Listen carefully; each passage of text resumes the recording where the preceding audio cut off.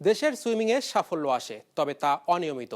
সাফল্যকে নিয়মিত করতে দ্বিতীয়বারের মতো ট্যালেন্ট হান্ট কার্যক্রম শুরু করেছে ফেডারেশন। দেশের প্রত্যন্ত অঞ্চল থেকে প্রতিভাবান সাঁতারু হিসেবে বাছাই করা তরুণদের নিয়ে বর্তমানে দীর্ঘমেয়াদী ক্যাম্প চালাচ্ছে ফেডারেশন। সেরা সাঁতারুর খোঁজের মতো ট্যালেন্ট হান্ট কার্যক্রম আবারও শুরু করেছে বাংলাদেশ সুইমিং ফেডারেশন। 2018 সালে এমন কার্যক্রম প্রথমবারের মতো হয়েছিল।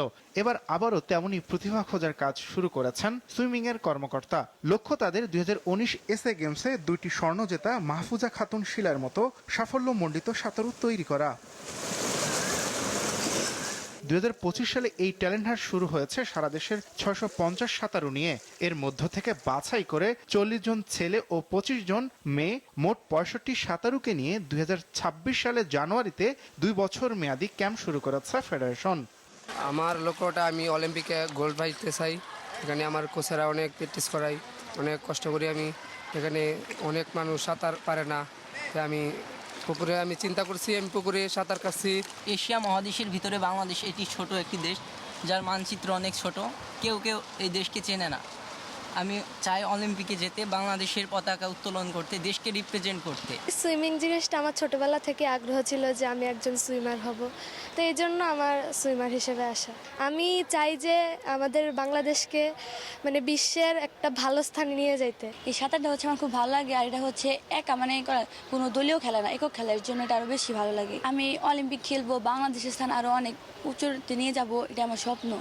প্রতিদিন 2 বেলা চলে এই সাঁতারুদের অনুশীলন, যেখানে প্রশিক্ষণের পাশাপাশি 65 জন সাঁতারুর পড়াশোনার দায়িত্বও নিয়েছে ফেডারেশন। 4 জন কোচের তত্ত্বাবধানে আধুনিক পদ্ধতিতে চলছে প্রশিক্ষণ। আমাদের এটা 2টা ধারায় আমরা এদেরকে টেস্ট নিয়েছি। সেটা হচ্ছে মোটর এবিলিটি টেস্ট, যেখানে 8টা টেস্ট ল্যান্ডে হয়, আর পানিতে একটা টেস্ট আছে ফ্লোটিং, গ্লাইডিং এবং সুইমিং স্কিল। এই 2টা ধারায় আমরা তাদেরকে টেস্ট নিয়েছি। ট্যালেন্ট হান্ট থেকে প্রতিভাবান ও আন্তর্জাতিক অঙ্গনে দেশের সম্মান আনার মতো সাঁতারু পাওয়া যাবে বলে আশা ফেডারেশনের সাধারণ সম্পাদকের। আমরা ডাইভিংটাকে আরেকটু সচল করার জন্য এবং ডাইভিংটাকে আরেকটু ভালোভাবে তৈরি করার জন্য আমরা এখান থেকে চাচ্ছি যে কিছু ছেলে মেয়েকে আমরা ডাইভিংয়ের দিকে নেওয়ার জন্য। তো সেরকম দৃষ্টিকোণ থেকেই আমরা ইতিমধ্যে 10 জন সাঁতারুকে আমরা ডাইভার হিসাবে প্র্যাকটিস করাচ্ছি, এবং আমরা আশাবাদী যে ভবিষ্যতে ডাইভার দিয়ে আমরা ভালো একটা রেজাল্ট আন্তর্জাতিক পর্যায় থেকে আনতে পারবো। ক্রীড়া সংশ্লিষ্টদের বিশ্বাস, প্রশিক্ষণ আর ধারাবাহিক পরিচর্যা পেলে এই তরুণ সাঁতারুরাই আন্তর্জাতিক মঞ্চে উড়াবে বাংলাদেশের পতাকা।